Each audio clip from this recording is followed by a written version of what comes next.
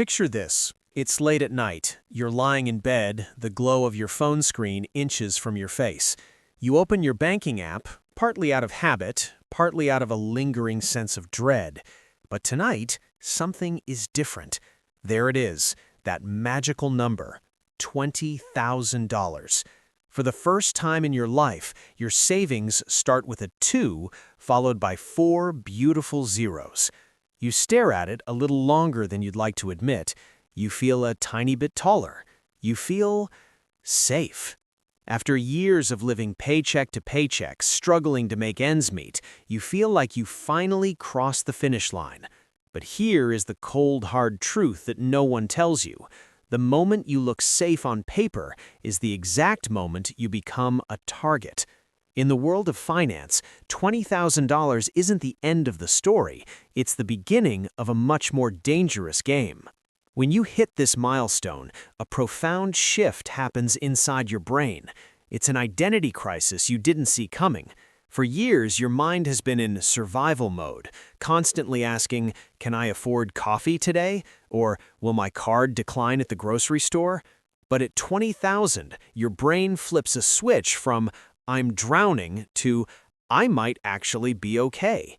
This is what we call the identity shift. Suddenly, you stop seeing yourself as someone who is struggling and start seeing yourself as a person with money. And that is where the danger creeps in. Because you feel stable, you start giving yourself permission to live a little. You start mentally upgrading your life. You think about a nicer apartment, one with actual sunlight. You plan a real vacation, not just crashing on a friend's couch, but a hotel with a view. You look at your old car, the one that makes that concerning coughing noise every morning, and you think, "I've earned an upgrade." You tell yourself you deserve it, and honestly, you probably do. But there's a catch. If you treat that 20,000 like a trophy to be spent, rather than a foundation to be guarded, you will find yourself back at zero faster than it took you to get here. Let's look at the numbers, because the math doesn't lie. While $20,000 might feel like a modest amount in the grand scheme of things, it actually puts you in an elite bracket of financial stability. According to the Federal Reserve, roughly 37% of adults wouldn't be able to cover a simple $400 emergency with cash. They'd have to borrow money, sell something, or just not pay the bill at all. So by reaching 20,000, you have already outpaced a massive chunk of the population. You have successfully escaped the survival zone. However, this safety on paper changes how the world sees you. To the economic system, you are no longer a high-risk debtor. You are now a high-value target. The moment your bank balance looks respectable, the vultures start circling. Have you noticed it? Suddenly, your inbox is full of exclusive offers. Your bank invites you to apply for a premium metal credit card with a shiny finish and a $10,000 limit. Your investing app pops up with pro features, margin trading, and complex options. The system is designed to keep you comfortably stressed. It doesn't want you to be broke, because broke people can't pay interest. But it certainly doesn't want you to be wealthy and independent, because independent people don't need loans. The world wants to separate you from those 4 zeros. It uses your new sense of security against you. It whispers that because you have $20,000 in the bank, a $700 car payment is affordable. It tells you that a luxury subscription or a high-fee investment fund is what successful people do. This is the rich tax that nobody calls a tax. It's the systematic skimming of your progress. If you're not careful, you'll fall into the yo-yo effect. You crawl up to 20,000, treat yourself to an upgrade, hit a minor emergency, and slide back down to 5,000. Then you spend another 2 years crawling back up, only to repeat the cycle. The secret to winning this stage 2 of the game isn't about earning more, it's about changing your perspective. $20,000 is not a finish line, it's not a trophy, it is the floor, it is the absolute minimum level of safety that you must refuse to ever cross downward again. If you can protect that first 20,000 like it's the very ground you stand on, you aren't just saving money, you are buying your future freedom. Success has a funny way of making you a target. In our last segment, we talked about the psychological high of hitting that $20,000 milestone, but now we need to talk about the shadow that follows that light. We need to talk about the glamorous predator. The moment your bank account looks stable, the moment you stop being a risk and start being an asset, the entire financial world shifts its gaze toward you. You might think the banks are happy for you. You might think they want to help you grow. But there is a catch. The financial system doesn't actually make much money from people with $0. You can't squeeze blood from a stone. No, they make their real money from people like you, people who are stable enough to pay, but just comfortable enough to be tempted. Let's look at the tactics. When you were struggling, your bank probably ignored you, or worse, hit you with overdraft fees. But now you are a preferred client. Suddenly, your mailbox and your inbox are flooded with sophisticated marketing. It starts with the elite or premium cards.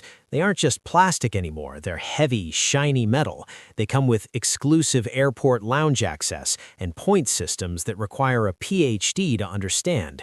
They offer you 5-figure credit limits that feel like a compliment to your hard work.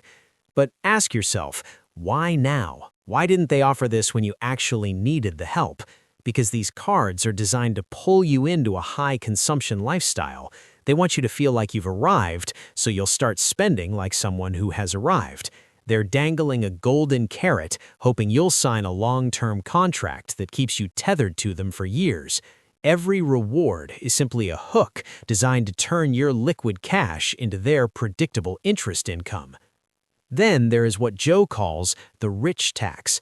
This isn't a tax collected by the government, it's a tax collected by algorithms and clever interfaces. It's an invisible drain on your progress that no one warns you about. Think about how you interact with apps now.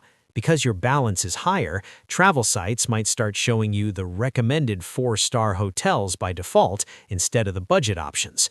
Fintech apps might start pushing you toward advanced or managed portfolios. Here is where the math gets painful. Most people don't look at the fine print. They'll offer you a professional fund with an expense ratio of, say, 0.65%. It sounds small, right? It's less than 1%. But compare that to a boring standard index fund that charges 0.05%. On a $20,000 investment, that's the difference between paying $10 a year and $130 a year. It doesn't sound like a lot today, but over 20 or 30 years, that small difference, compounded, will burn through tens of thousands of dollars of your future wealth. The system is counting on your new money confidence to make you overlook these small leaks. As your balance grows, your investing app will also start unlocking features. Margin trading, complex options, and pro tools. They frame it as a reward for your success, as if you've leveled up in a video game. But these tools are often just faster ways to lose what you've spent years building. The predator loves it when a stable person starts swinging for the fences. Why? Because when you trade more, they make more in fees and spreads. They want you to stop being a saver and start being a player. They want you to move you away from the boring, slow habits that actually work and push you toward the high-velocity movements that benefit the house. You have to realize that the more you have, the harder the world will try to convince you to give it back. Every shiny card, every expert-picked fund, and every lifestyle upgrade is a calculated attempt to skim a piece off your safety net. The goal of the system is to keep you in a state of perpetual middle-class hustle, where you have enough to look good, but never enough to walk away. Don't let the glamorous predator win. Be suspicious of any product that starts chasing you only after you've become successful. Your $20,000 isn't a ticket to the VIP club, it is your shield. Keep it boring, keep it simple, and most importantly, keep it yours.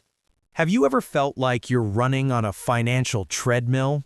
You work hard, you sacrifice, you finally see your savings hit a significant milestone, let's say $20,000, and then, suddenly, life happens. A year later, you look at your bank app, and that $20,000 has shriveled back down to $5,000.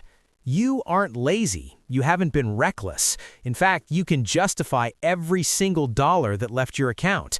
But you were caught in what we call the yo-yo effect. It is one of the most common and soul-crushing traps in the journey to wealth. It's the cycle of crawling up the mountain only to slide all the way back down to the base camp over and over again. Today, we're going to break down why this happens and how to stop the ride for good. The yo-yo effect doesn't usually happen because of one giant, flashy mistake. It's not like you went to Vegas and put it all on red. No, it happens through a series of perfectly reasonable choices. Think about the spiral. You hit $20,000. You feel a sense of relief. Then your car's transmission dies. That's $3,000. You tell yourself, well, this is exactly what savings are for, emergencies. And you're right. But then, a month later, a family member is in a tight spot and needs help, another $2,000. Then you realize your phone is 3 generations old and the battery barely lasts an hour. I've worked so hard, you think. I deserve a tool that actually works. There goes another $1,200. Then comes the big one, the trip you've been postponing for 3 years. You tell yourself that mental health is an investment, and you've got the cash, so why not? By the time the dust settles, your $20,000 fortress has been reduced to a $5,000 picket fence. You didn't fail, but you did something much more subtle. You treated your savings like a bucket of water to be dipped into, rather than a well that needs to stay full to function. The root of the yo-yo effect is a fundamental flaw in how we perceive the number 20,000. Most people view it as a destination. They think, once I hit 20,000, I'll be safe. Once I hit that number, I can breathe. When you treat a number as a destination, your brain naturally looks for a way to relax once you arrive. It's like finishing a marathon and immediately sitting down on the curb. But in the world of money, if you sit down the moment you hit 20,000, the system we talked about earlier will come by and pick your pockets while you're resting. The mistake is treating 20,000 as the end of the story. In reality, it is simply the end of phase 1.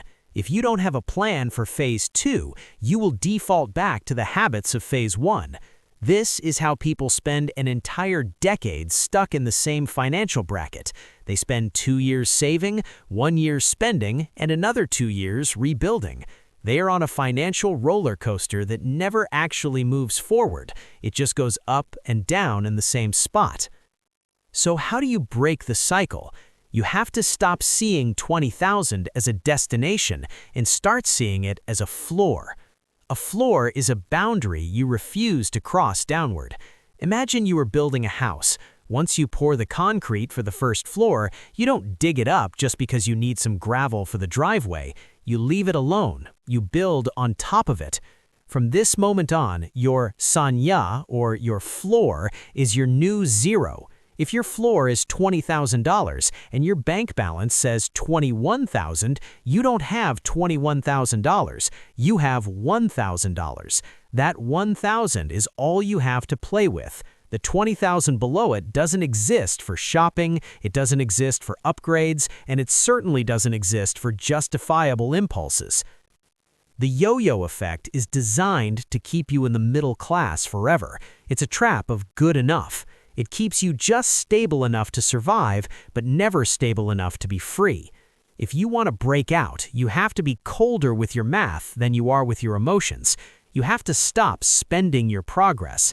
When life throws you a justifiable reason to dip into your floor, you must treat it like a house fire, something to be avoided at all costs, and if it does happen, something to be repaired with absolute urgency before you spend a single cent on anything else. Don't be the person who hits $20,000 5 times in 10 years. Be the person who hits it once, locks the door, and starts building the second story. We've talked about the traps. We've talked about the predators and the psychological roller coaster of the yo-yo effect. But how do you actually fix it? How do you move from simply having money to having a system that guarantees your freedom? To escape the cycle of instability, you need a blueprint. Joe proposes a highly pragmatic model for managing your first $20,000, or whatever number represents your specific cost of living. We call this the 3-layer formula. Instead of seeing your bank balance as one big pile of cash, you need to mentally, and perhaps physically, divide it into 3 distinct functional layers. The first and most critical layer is the floor. This is your sacred money.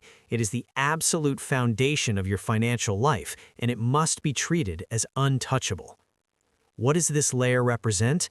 It covers your bare minimum survival costs for 3 to 6 months, your rent or mortgage, your groceries, your utilities, and your essential insurance. For most people living in a developed economy, this floor lands somewhere between $15,000 and $20,000. Think of the floor as your anti-panic fund. The primary job of this money is not to earn interest. Its job is to provide psychological oxygen. This is the barrier that ensures you never, ever have to return to the desperation of Zidane 1. You do not spend this money on a great deal for a car.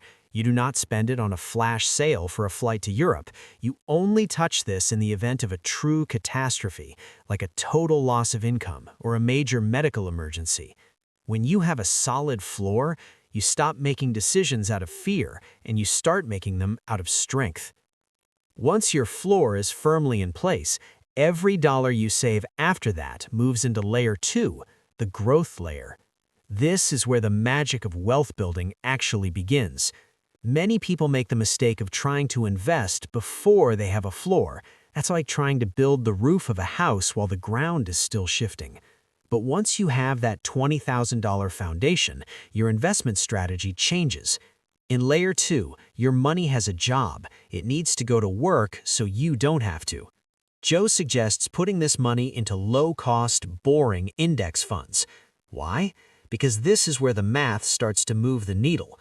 Think about the scale. If you have $2,000 invested and the market grows by 10%, you've made $200. It's nice, but it doesn't change your life. However, when you have $20,000 in your growth layer and the market hits that same 10%, you've just earned $20,000.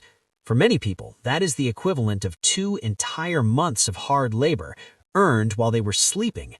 This is the moment compounding shifts from a concept to a reality. This layer is your ticket to a future where work becomes optional. Finally, we reach the top of the pyramid, layer 3, fun and options. This is the money that most people try to build first, which is why they stay broke. But in this system, you only fund layer 3 after the floor is locked and the growth layer is humming. This is the money you use to actually enjoy your life today. It's for the upgrades, the premium electronics, the spontaneous trips, or the lifestyle creep that you've earned. But more importantly, this is your options fund. It's the money you can use to take a bold risk, like taking a specialized certification to pivot your career, moving to a city with better opportunities, or even taking a pay cut for a few months to join a high-upside startup. Because your floor is safe and your growth is compounding, you can spend this third layer with zero guilt. You aren't raiding your future to pay for today. You are using a calculated surplus to improve your quality of life. The 3-layer formula turns a chaotic bank account into a strategic fortress. It stops the yo-yo because it gives every dollar a specific rank and a specific mission. Most people fail because they treat their money like a flat, single-layer pool. They see $20,000 and think they can afford a $20,000 lifestyle. They can't. They can only afford a lifestyle supported by the 3rd layer. If you can master this structure, if you can protect your floor, fuel your growth, and enjoy your options, you aren't just saving money anymore. You are architecting a life of total independence. We've spent a lot of time talking about numbers, layers, and banking tactics, but at the end of the day, money isn't really about the math. It's not about the zeros on a screen or the color of a plastic card. Money is about one thing and one thing only: agency. It is about your ability to control your own time and your own destiny. Once you have built your floor of $20,000 and established your growth layer, you gain the most valuable asset in the modern world. It's something billionaires and entry-level workers alike strive for, but few truly master. It is the power of position. It is the quiet, unshakable strength that comes from knowing you are no longer a slave to your next paycheck. When you have a solid foundation, your relationship with the world changes. Think about your job. For most people, a job is a survival tether. They stay in toxic environments, they tolerate disrespectful bosses, and they accept unpaid overtime because the alternative is a financial cliff. They're forced to say yes to things that crush their spirit because they are only 2 weeks away from an empty fridge. But when you have $20,000 locked away as your floor, you gain the power to say no. You can say no to a boss who treats you like a line item. You can say no to a work culture that demands you sacrifice your health for a quarterly target. If the situation becomes unbearable, you have the option layer we talked about. You can quit. You can take 3 months off to breathe, to recalibrate, and to find a role that actually fits your life. You can do this without the paralyzing fear of being evicted. That 3-month gap isn't a crisis, it's a transition. This flexibility is the ultimate luxury. It's a level of peace that a luxury car or a designer watch could never provide. We need to change how we measure success. After you hit that $20,000 milestone, you must stop measuring your wealth by the things you can buy. If you use your savings to buy a new BMW, you haven't become richer, you've actually become more vulnerable. You've traded your liquid freedom for a depreciating metal box that requires more insurance, more maintenance, and more stress. You've traded your no for a yes, sir, because now you need that paycheck to cover the car note. True wealth after $20,000 should be measured by the degree of freedom you possess. How many months could you survive if your industry collapsed tomorrow? How much nonsense are you required to tolerate at work before you can walk away? Do you own your time, or does your debt own it? If you protect that first $20,000 as if your life depends on it, your life actually becomes easier, not just linearly, but exponentially. Each dollar above that floor works harder for you, buying you more time and more choices. But if you let the financial system or your own temporary impulses pull you back down, you will remain a paper wealthy person, someone who looks good on Instagram but lives in a state of perpetual underlying anxiety. The real catch with money is this: the number in your bank account matters, but the rules you set for what happens after you hit that number matter even more. Don't let the world turn your foundation back into a finish line. Don't let a justifiable reason turn your floor back into a basement. Treat your first $20,000 like the ground your future self stands on. Protect it, grow it, and use it to buy the only thing that truly matters: the right to look at a bad situation and walk away. Because the ultimate goal of personal finance isn't to be able to buy whatever you want, it's to be able to live however you want without having to ask for permission. You've done the hard work of getting here. Now do the smart work of staying here. Build your floor, guard your freedom, and start living on your own terms.